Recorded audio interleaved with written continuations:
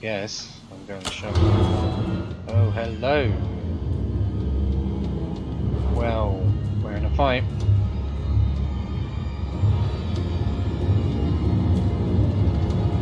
I don't know what I'm fighting. Oh.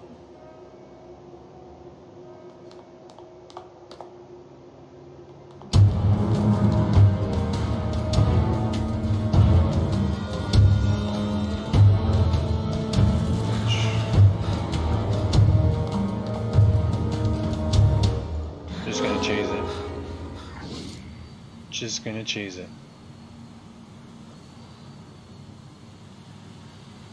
No need to have done anything else. Continue your journey, soldier. An extremely pale, lifeless looking man in US infantry uniform manically firing at his surroundings with a military rifle. Pokey pokey.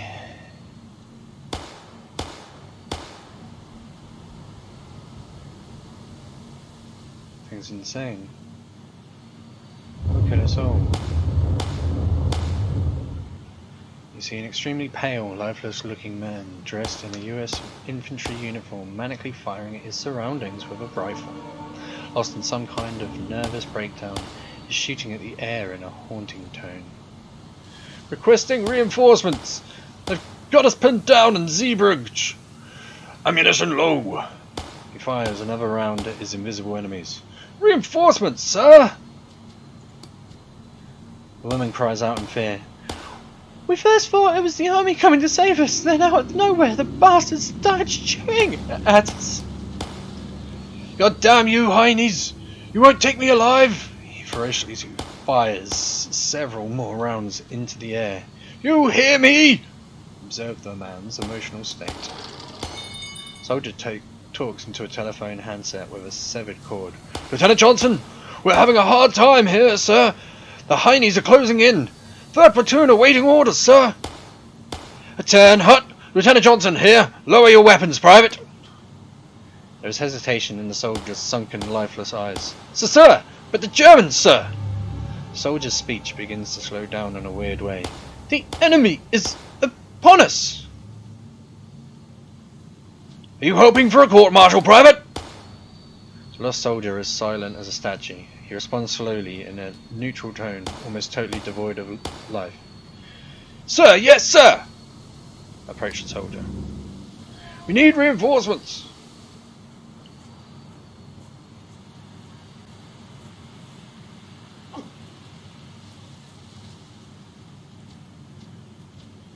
His cold, dead stare suddenly shows a glint of respect, as though he recognizes you. Lieutenant Johnson? Awaiting orders, sir! Observed the lost soldier, Medicine. After scrutinizing him closely, you come to a conclusion. This man is actually a corpse, reanimated to a mockery of life, but by some process unknown to you. Observe the creature a while longer. Even the dead cannot remain dead in this accursed place? The human body is indeed a machine, and apparently there is a method to reactivate it. Dead man is completely motionless, the embodiment of the ideal soldier, remaining tamely inactive until the next command. He called me Lieutenant. The pale man's speech slows to a mechanical drone. Lieutenant Johnson, sir. Is this a test, sir? Yes, it is. Awaiting orders, sir. Listen to me, then. The soldier immediately snaps to attention. Tell me who you are. The pale soldier pauses as though he's lost in a no-man's land of dead memories. Sir, I don't know, sir. Can't remember. Follow me, I guess I can keep you in check. Sorry to hear that. Nameless soldier ready to take orders for me. Follow me, you may prove useful. I better go now, strange soldier, goodbye. His speech gets slower and his voice thicker. I'll be on watch here, sir. Guarding. Waiting. So if I save... I can't save.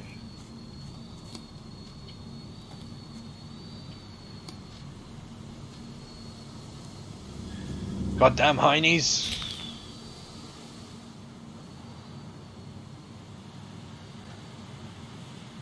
Well, I've encountered him, and if I need him in the future, might see if I can get a bigger party. I don't know how big the party can be.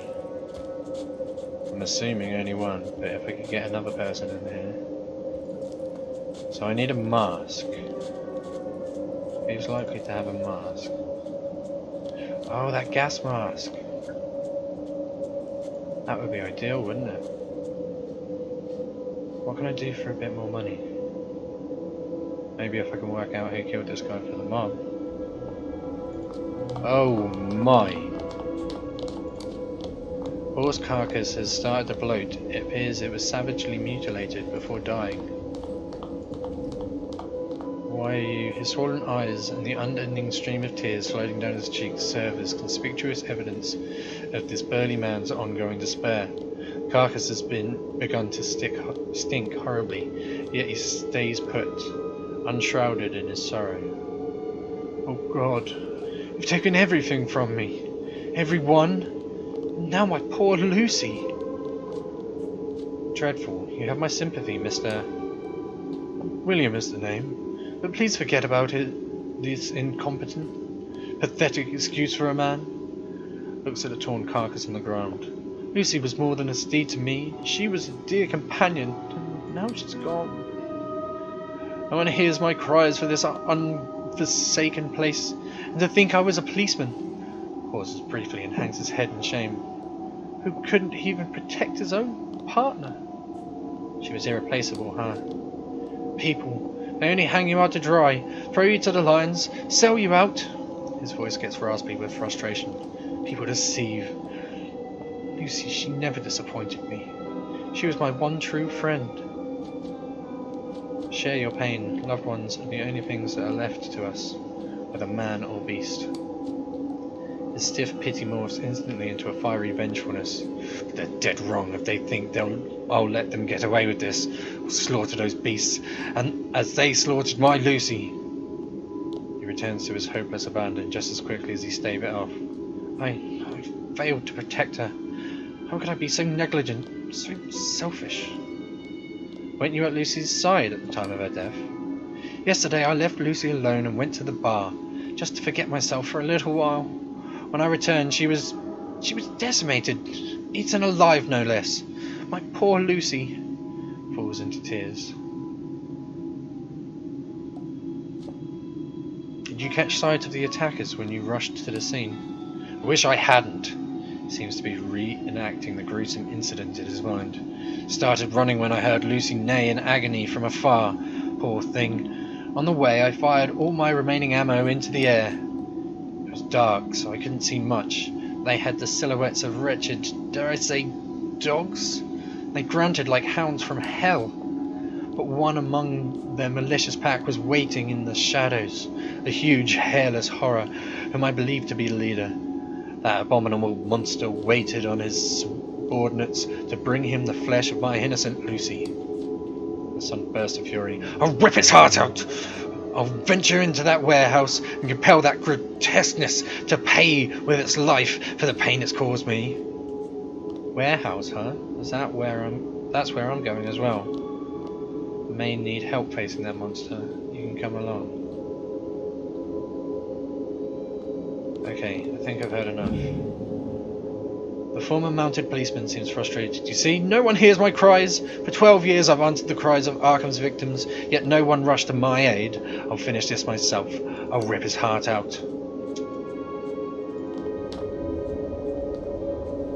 The outsider looks at the lifeless body of the animal named Lucy and diverts his gaze to the weeping man. You can see that his love for the beast is turning him into a lifeless revenant, blinded by pure anger. To be able to feel such a deep affection for a creature not shaped in the same form as himself? He was not simply the master of this beast of burden, he was much more. I find it admirable. This type of bond is something stronger than any other. Seems she meant as much to him as a human being.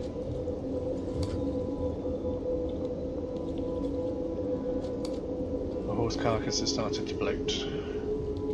So he's now torn down the walls in there. I mean, I could go in there. So see that he's not dying, but he's probably dying. I want to try and get my mask. And what did it say? Disguise. If I can get into some other rooms.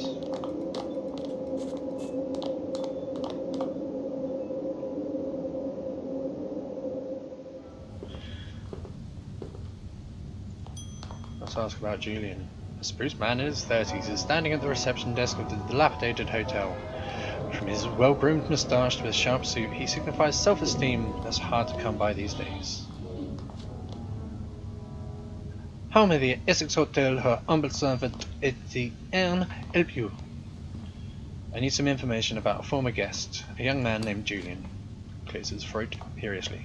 The privacy of our guests is invaluable, monsieur. I have to admit the accommodations may have taken a slight downturn recently, but definitely not to that level. Julian was the most recent victim of the Arkham stabber. That is unfortunate, not quite unexpected though. I find a dead guest in one of the rooms almost every day. Need the information in order to investigate his murder. Trying to stop the Arkham stabber, I need to know more about the victim. Tin self-importantly straightens his bow tie before continuing. If that is the case, I think I can make an exception. He opens the hotel register and begins leafing through its pages. Julian, no surname given. Checked in with 3 others. He plays with his moustache as if trying to tease the information from him. I remember those men coming to the hotel. It was right before the Black Day. I recall I was suspicious of them right away. They did not at all seem the caliber of gentlemen we prefer here, mopping about the lobby like clueless immigrants straight from the ship. But they paid for 2 king-size rooms in advance. Continues looking through the register. Sometime above the Black Day, though God knows how long, Julian and the one with the Irish accent left the hotel. The others carried on here. What are the names of these others you mentioned? He reads them off. Salvador, Abdal, and Guillain. The late Monsieur Julien seems to have arrived at them. Which one had the Irish accent?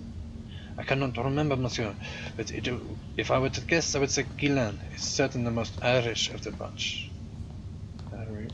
Inspect the room where Julian stayed. I would not recommend it, monsieur. Karin Jack is currently residing in room 303, and I don't think he's planning on checking out anytime soon. He's celebrating the crime where he did what he did to Betsy Ross, heartbreaking to think of it, and as a reward for his service, Waxface granted Monsieur Karin an unlimited covered head and 2 of his personal courtesans. Betsy Ross. You haven't heard of her? He clears his throat and continues in a sad tone. In the first months of Monsieur Wax's reign, a few of Arkham's bravest men and women, at dumbest according to some, openly defied the mob. They turned vigilante, masked guerrillas who risked their life to bring some hope to Arkham. Those rebels were hunted down one by one until only Betsy remained, a fearless woman who wore old glory for her disguise. For months she showed the courage the rest of us lacked, and offered hope to the justice we all wished for, until Crane Jack shot her in the head and left her body to the ghouls. And that, monsieur, is how hope finally died in Arkham. Maybe any real hope is already dead. Hope is the worst of all evils. All it does is prolong man's torment. Nietzsche, isn't it? I have enough pessimism in my life without Nietzsche, merci beaucoup. What is Copperhead? Copperhead is the special whiskey the mob produces. They put a live copperhead snake inside a full bottle, and the serpent bleeds his poison into the liquor while surrounding. Clears his throat.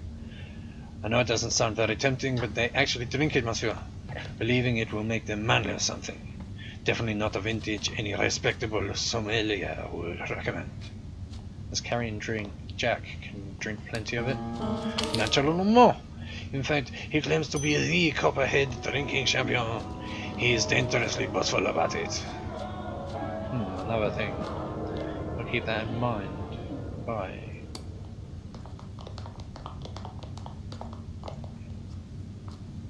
So now can I go to different floors? Have you opened up that capacity? You have. Got more to search.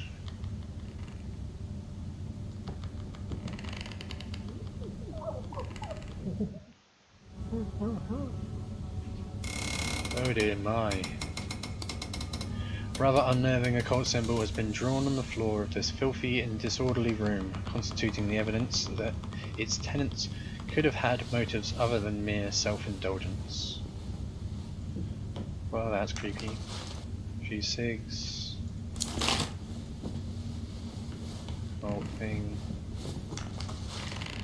Oh, some rations. We'll take the rations. Yeah, I don't have any spells that I can do, so I think that's... unless there's anything else. You can't use the bed. I mean...